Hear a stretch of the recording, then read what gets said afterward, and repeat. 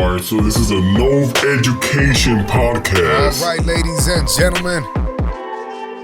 Thank you for tuning in yet again. It is great to be speaking to you. Tuesday morning, February the 20th. That's right, we are deep in February now, ladies and gentlemen. Hope everybody's having a good start to their work week. It is currently raining right now where I'm at, so drive safe. You know how it is. Got some coffee with me. I know it's a little late, but it is what it is. This past weekend, we did have the crowning of a new champ. Ilya El Matador Topuria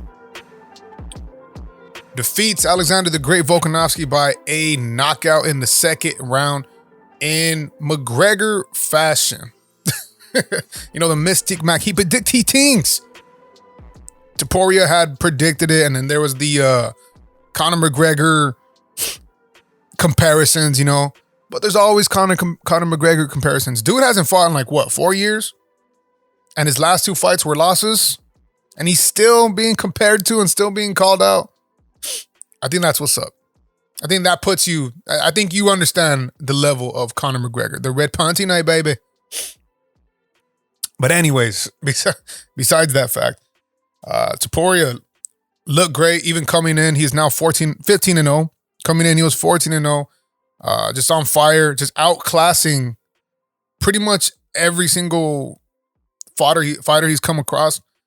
And although I didn't predict him to win, I thought that Volkanovski would be able to figure it out because he has been the king of the featherweight division. And I will also say too, still the greatest featherweight of all time. I thought he was able to figure it out. But like I did point out, Topuria's right hand is so accurate, so precise, that even though he does hit hard, I think the fact that when you get hit with that right hand so quickly, it stuns you. And I was talking to my boy Detour, shout out Detour at Xerius. I was saying, you know, coming off after that loss, that TKO loss from Islam Makhachev, it's going to be tough. It's going to be tough going up against somebody like Topuria. And the real question was, from people to me, was, should he have waited? I'm not so sure, man. I'm not one of the most diehard UFC fans. You know, I don't go dig deep into the science of it. But what I've had found out was that after a knockout, especially a kick to the head, a certain knockout, any type of knockout that kind of just flatlines you, it kind of puts your body on notice. So where when you get hit with a over the hand right or a straight right or some type of punch or kick that you do not see coming, your body just shuts off. It's like a defense mechanism. People call it getting too chinny. I don't think it's getting too chinny. You could train your chin all you want. You can have the baddest jaw, whatever it is, what it is. But when you get knocked out, your brain signals a defense mechanism to your body. And that's what I've heard from multiple sources, fighters. Rogan is one of them. Brendan Schaub. It's like people who've been around the fight game and they understand how, first of all, how badass it was for Volkanovski, even though he kind of had to take this fight, you know. But this not take away the fact that Ilya Topuria's boxing was tight. And as a boxing fan, that makes me feel so goddamn great, bro. That makes me feel great. You know, boxing is in itself a whole other sport. And even though it's a leg of martial arts, mixed martial arts, it is a whole nother aspect to fighting. And I think that proved it, bro. Striking right now is the three-pointer of the UFC right now. If you're not a great striker or a good striker, you're probably not being put on notice. Now, you know, there's another fighter who was on this card who kind of begged to differ, But even that fighter still looked good. But if you want to look at fighters like Magomed Ankalaev, his striking is great. It's not top notch, but it's great. It's just the thing that he wins by is more of the pressure, more of the sambo wrestling, things like that, takedowns. And in a division like where Magomed Ankalaev is, I know I'm kind of getting off track a little bit, but it's pure strikers. So now when you have a striker, a young striker, coming in, 27 years old, 14-0, undefeated, saying he's going to defeat the king. He knows when to do it. And then when he does it by a knockout, not even a technical knockout, a knockout. That's pretty amazing, bro. I think it's exciting for the sport and it's good. This card overall was pretty good. A lot of people said that it might have been a little lackluster. I didn't think so. I thought it was pretty fun. And there was a lot of back and forth. The fights were pretty much equal. As I predicted, I thought that all these fights were very, very important to where these fighters can either take a step forward or take a step back. So we can start straight from the beginning of this main card. We had Anthony Hernandez versus Roman Kopylov. This would be a good fight for Roman. It'll put him in that top 10 echelon if he had beat Anthony Hernandez. But of course, Hernandez, I believe, was 14 or 15. Fool ends up submitting Roman Kopylov and having a spectacular win. And although I thought Kopylov still has badass defense, still has badass striking, and even himself, he's a good submission artist. I just think the pressure by Hernandez was Anthony Edwards. Shout out Anthony Edwards, though.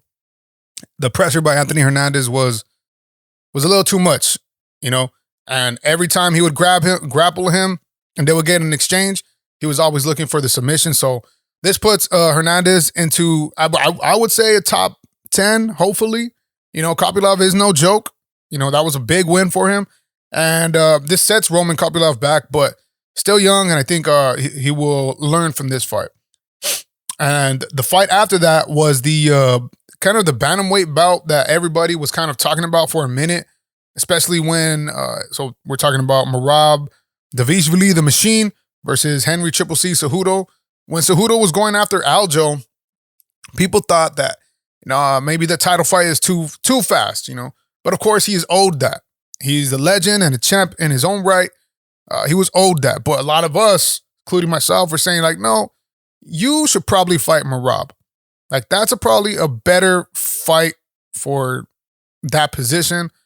Obviously, it didn't go well for Cejudo. Same thing for this fight. It didn't really go well for Cejudo in this fight.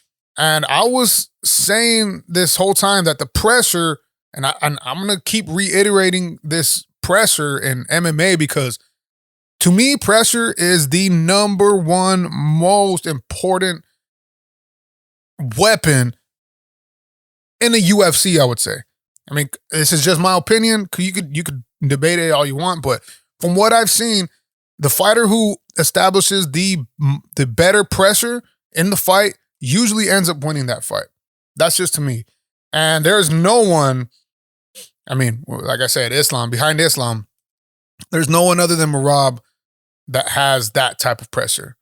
That in what is it called? The impending doom pressure, that it's coming pressure. Now, I thought the difference for Cejudo would have been his striking, his boxing, because he is a good boxer in his own right. And, it did look good. It was a good fight. That first round, it was very close. I gave that first round to Merab, and then it started happening. You started seeing the comfortability of Merab being in there in deep waters. And I don't know if it's Henry Cejudo, people saying he might have been too old. Maybe. I'm not going to do that to him. I think Cejudo put on a great fight. Merab just inched it out. He put on a better fight. And in this day and age of fighters, when you have legends, which is why John Jones is so great. When you have legends and they start getting a little bit older and there's a new generation of fighters, hence the Volkanovski Topuria, it's kind of hard for the older fighter to become victorious, where these new fighters, they're not just specialized in one thing. They have their striking down, their jiu-jitsu down, their presence, their timing, their wrestling, their sambo, their grab. They have everything down. Whereas before, you could be a specialist and dominate a division. Now, you necessarily can't. So saying that Cejudo was too old, it kind of disrespects both the fighters. And I'm not saying that. I'm saying I think that Merab was just a better fighter that night, you know? And, you know, Merab is next up for the title. We'll talk about that fight in, I believe, a couple of weeks, which is the Sugar Sean O'Malley versus my boy Chito, Marlon Chito Vera. I got Chito that fight, but I'm going to be real with you guys. I don't see a lot of people beating Merab. You know, these fighters, the Merabs, Makhachev, Magomed Ankalaev, who's a Jailton Almeida in the heavyweight division. Just those pressure fighters, they're just different. They're reality. You know what I mean? And we could talk about, why are you talking about Magomed Ankalaev so much? Because, bro, I think he's the best fighter in that division. We could talk about it, and I'll give you the 300 thing, whatever. We could talk about it, bro. But anyways, yeah, shout out to Cejudo. It did go decision, which I thought it would. So we're gonna have to wait and see what Cejudo does. Chances are he probably comes back. He probably comes back to fight like a badass fight. Like not necessarily a fight with title implications, but something like, I don't want to say like a BMF, but a fight like that. You know what I mean? Next we had the welterweight division. We had Jeff Neal versus Ian Gary. Ian Gary comes back from his, I want to say his little hiatus, because he was supposed to fight Vicente Luque on the last UFC. I would have preferred that fight because I think Luque is he's a better striker than Jeff Neal, but let's be real. Jeff Neal is a bad motherfucker, and he kind of humanized the Ian Gary shit. Because Ian Gary came in, you know, I'm not talking about the outside shit. And, you know, if everybody does want to talk shit about him, I don't give a fuck. I fuck with this fool. I think he's a badass fighter.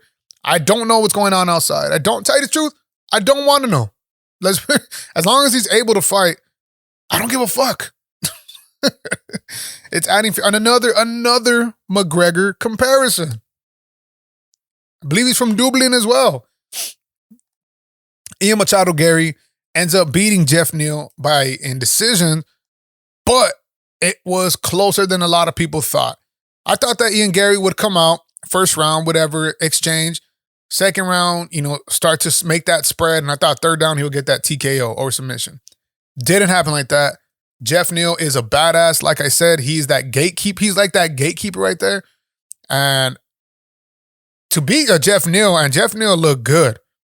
It didn't look like, it looked like he won, like I believe like round 2. And a lot of people were saying when this fight was boring. Why? Because they were exchanging and there was momentum switches. You know, I thought it was a great fight. But in the end, just the slight skill and the slight speed and the slight length and strength of Ian Machado Gary, I think that inched him out. And now he is 14-0. Ilia Topuria was 14-0. I think now we can start talking about Ian Gary in that top 5, maybe. Because we do got to figure out what's going on in this welterweight division. He did call out Colby Covington, and I think that is the perfect fight for not only Ian Gary, but for Colby Covington. It's like one of those fights where it's like, all right, bro, implications are here. You win, you're in title contention. You lose, you're going to be bumped down. Not so much for Ian Gary, because Ian Gary, if he loses to Colby, the only reason why he'll be bumped down would be because of the, I guess, the stage of it. But as far as the rankings and fighting, not too far down. But that welterweight division, we need to know what's going on. First of all, we need to know who's fighting for that chip. It should be Leon versus Muhammad. It should be. I'm a big Muhammad fan. Bilal Muhammad. Remember the name, baby. But it deserves to be him. I don't think I'm the only one who thinks that. Has to be him. But yes, shout out to Ian Gary. Excited to see the rest of this dude's career, bro. Super fucking excited. All right, in that co-main event, we had the middleweight kind of showdown. Like I said, we had this little, this love triangle with Robert Whittaker, Paulo Costa, Marvin Vettori, and then you throw in Izzy in the mix. The sons of Izzy. The sons of Izzy. You even had Romero and who's that the big dude? Fuck, I forget his name. I apologize. Anyways, we have Robert Whittaker defeating Paulo Costa in I believe it was a majority decision. I correct me if I'm wrong. I believe it might have been a majority decision, but it was a cool fight. It was cool. And I was worried that that Paulo Costa had lost some stamina, that he had stamina issues, because the last time we did see him fight was against Luke Rockhold, and that fight was kind of whack, but it was in Colorado in high altitude, and both dudes they didn't really train for it. Costa supposedly had an injury. So I was worried on Costa's side, but Costa, he looked good, bro. He reminded me of what he used to look like before Izzy, where he was starching everybody in his way. He was landing. The thing I felt like that lost him that fight. Well, shout out to Whittaker for winning that fight. We'll talk about that side. But I think the thing that lost Costa that fight was he stopped landing that jab. I mean, that jab was peppering the fuck out of Whittaker's face, and it kind of threw his combinations off. The one thing that kept Whittaker in the game was that fucking kick, though. If you were looking, you could see the fucking welches, the grapes on fucking Costa's legs. God damn, to be a fucking... So you want to be an MMA fighter, huh? Shout out to my boy Edgar Barbary, baby. Damn. Those leg kicks were brutal. And that is what kind of opened up a lot of the things, because once your front leg, if you're a fighter, and this should go with all fighting, not just boxing. When your front leg is damaged, the power in your jab goes away. Now, it did go away, but I felt like in a 3-round fight like this, you should still just throw that jab, because then it opens up a lot more. The beauty of the jab is that it opens up so much. It's the run game in football. It's the pick and roll in basketball. It's just bread and butter. And, when you stop doing that, there's not much you can get behind that, just, other than wild punches. But not to say that there was wild punches. And very, very much props to Robert Whittaker, Bobby Knuckles, the Reaper. Very, very much props. It was dope to see him win. We understand that this dude is a competitor, a fighter, and he did go through adversity the first round. And then I believe in that beginning of the second round, he went through some adversity. I don't know when it was where he got knocked down, but he switched it up and he continued to go, and he won that fight over, bro. So you got to give props to him. Now we could talk about him potentially, running it back. We're going to see who it is, if DDP and... if it's going to be Izzy or is it Khamzat and Izzy. There was a leak this morning that Khamzat and Izzy is going to be in Dubai for July or something like that. Okay, now what happens with the King now? The Strickland get the rematch. There's this, before when Izzy was just reigning champ, it was just kind of like, all right, well, he ran the division. What's next? Who's next? And now there's a lot of questions. It makes this division a little bit more interesting. We're going to see what happens in the next UFC with Bo Nickel. I think it's time for people to realize that Bo Nickel, he may be in that top 10 after this fight. I think it's time. It might be time for the UFC to put him in the top 10.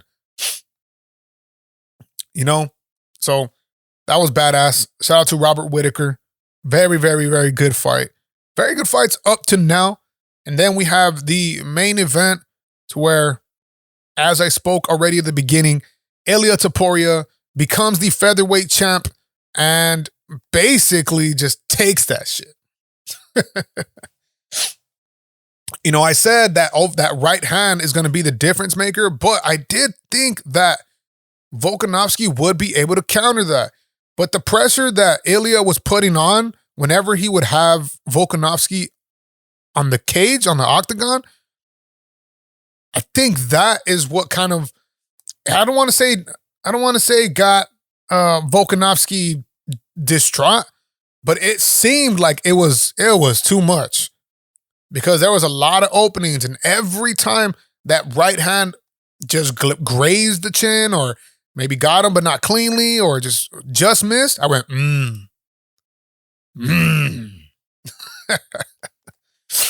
But that was great. It was cool. It's cool to see a champ lose. It's cool. Like it is cool to see a champ lose. See new blood. Like we forget that this is the sport. And it kind of gives that much more credit to the fighters who reigned champion for a while. The Usmans, Volkanovski, John Jones, Izzy's, and everyone else. Amanda Nunes, Khabib, where it's like, this is not it's not totally scripted. One punch, one wrong move can change it all. So you got to give props to Volkanovski for his reign, for being the featherweight GOAT, for going up to lightweight, challenging the pound for pound champ. Now, do I think Ilya Topuria should be doing that? I don't know. I don't think so. And this division is kind of weird now, where I guess we get the rematch. I mean, Volk does deserve it, but it might be a little too soon. I mean, you just got knocked out by Islam. Now you just got knocked out by Topuria. Let's take some time off, Volk. Let's take some time off. Let's see some new blood in that water. Here's the thing, too, why I do not like this division right now. UFC, I believe, 300 or 299? Forget which one it is. We do have Max Holloway versus Justin Gaethje for the BMF. Well, that's not good, right, bro? Well, that can't be good for Holloway. Gaethje, we have a Gaethje who's he is probably going to fight for the title next. For the lightweight title. He's probably going to fight Islam. And let's be real. I think, as great as Khabib was, I think that Gaethje has the most opportunity to beat Islam Makhachev, right?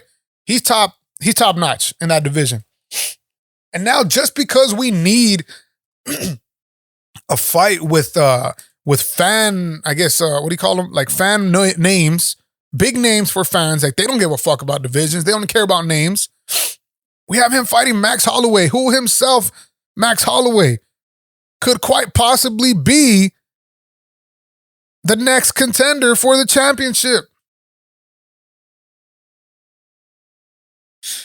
Why would he take that fight?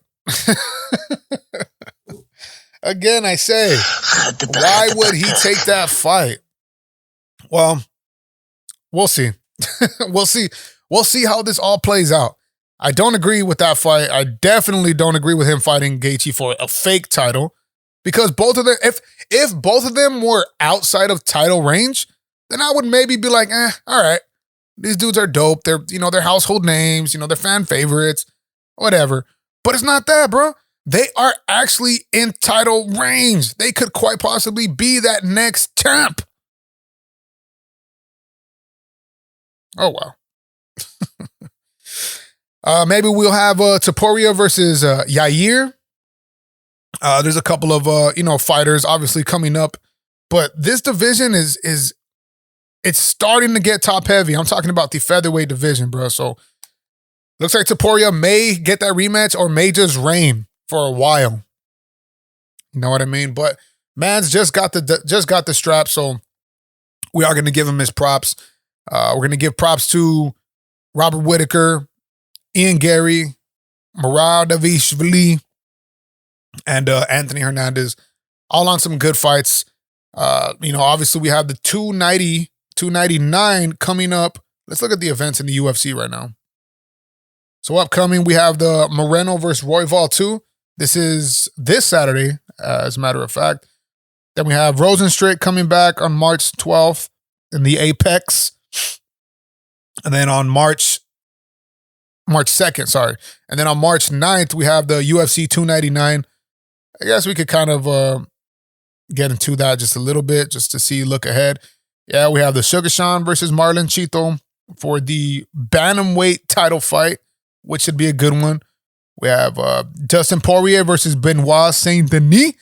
A lot of fucking rumors and like news going around this fight. Is it happening? Is it not? It's on, it's off. I didn't sign this. I didn't do this. And it's on now. That's all we need to know. Then we have a highly anticipated fight, which I'm truly excited for. Probably one of my favorite fighters in the UFC roster. This is Kevin Big Mouth Holland versus Michael Venom Page, just signed to the UFC. Should be a badass fight. We have Gilbert Burns, Durinho's getting back into the octagon versus Jack Della Maddalena. Jack Della is a badass. He has a superstar tag written on him. He's 11th right now in the welterweight. And a win over Gilbert Burns will put him probably in that top. It'll definitely put him in the top 10. I don't know about the top 5, but we'll see what happens with Ian Gary and all that. And if Burns loses that fight, he becomes kind of the gatekeeper of that welterweight division. Then we have in the bantamweight division, some of the, some pretty just down-ass fighters right here. We have Petr Yan versus Song Yadong. That should be a good fight and a good, that fight will give a lot of clarity as far as the rankings in that division, because a lot of people think Song Yadong deserves to be up there. They think Petr Yan deserves to be lower. So that could be a clarity fight for that division. And of course, we had my boy Jailton Almeida versus Curtis Blades. This is the fight, Curtis Blades is no joke. He is no joke. Don't get me wrong. But it just seems on the big stages, the big fights, he just doesn't show up. And Jailton Almeida, correct me if I'm wrong. I mean, not correct me if I'm wrong. Mark my words. I think he is the heir to that. I think he is the next champ. Yes, you got Jones, Stipe, Aspinall. All great fighters. All great. Even Aspinall is phenomenal. I think he could reign as well. But I'm putting some of my chips on Jailton Almeida, bro. Dude is just a beast. If you can get a chance to go look at some of his fights before this fight, come jump on that train, bro. Quietly becoming one of the most dangerous fighters in the UFC. And that's of course my opinion, but I do believe it is so. Then we have a couple fan favorites. We got Mateusz Gamrot versus RDA. Rafael Dos Anjos. Should be a good fight in that lightweight division. Matisse still hanging around in that top echelon. He's number 6 right now, but things can change a lot in that lightweight division, and we'll see what happens with Matisse. But RDA can definitely pull up that upset. Definitely a fan favorite. So that's a good prelim fight, and we'll see who else we have. We have Pedro Munoz versus Kyler Phillips. Should be a good fight. We have Michel Pereira. Obviously, one of the best fighters, or I wouldn't say best, but like eye-catching fighters in the octagon. So, I'm going to break down that fight, the week of, maybe the week before, week prior.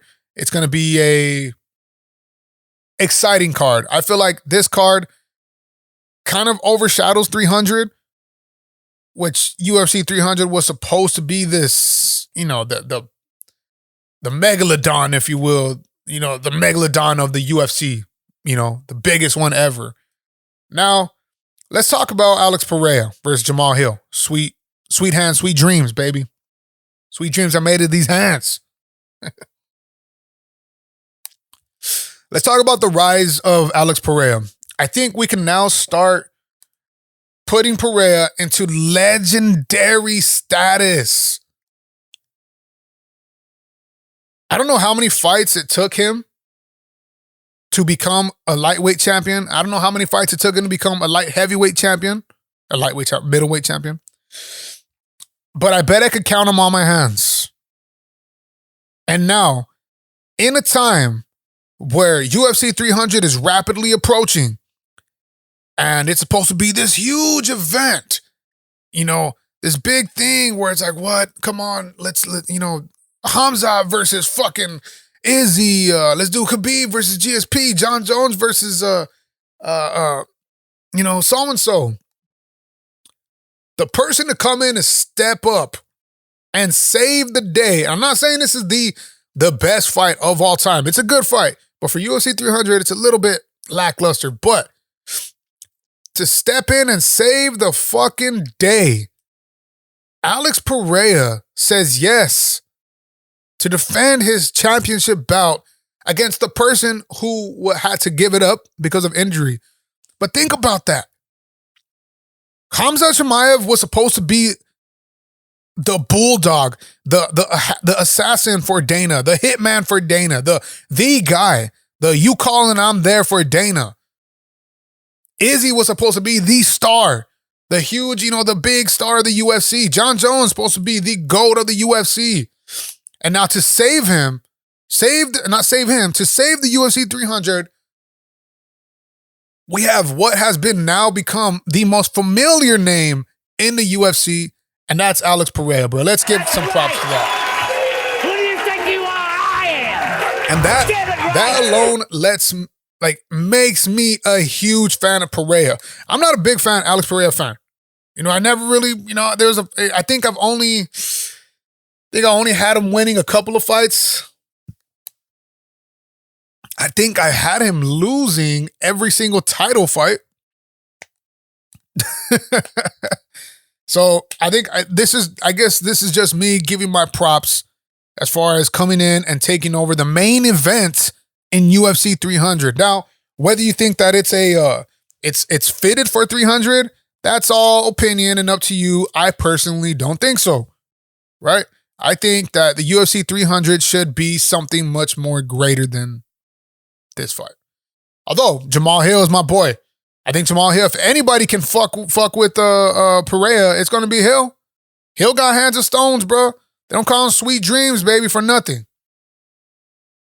So, well, that fight's obviously a little later after 298, and we'll be talking into that a little bit more later. But what did you guys think of UFC 298? What did you guys think of the Dana White coming out and spilling the UFC 300 main card? What some of your fighters are you looking for? Are you impressed? Or what fighters surprised you? What is it that you got coming out of this card? And hit me up always at Novid Ortiz. I appreciate everybody for tuning in, and I'll catch y'all later. Peace. All right, so this is a Nove Education podcast.